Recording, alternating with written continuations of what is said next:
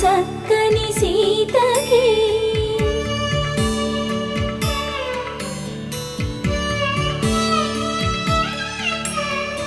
ఎర్ర జాబిలి చేయి రాముడేడని అడుగుతుంటే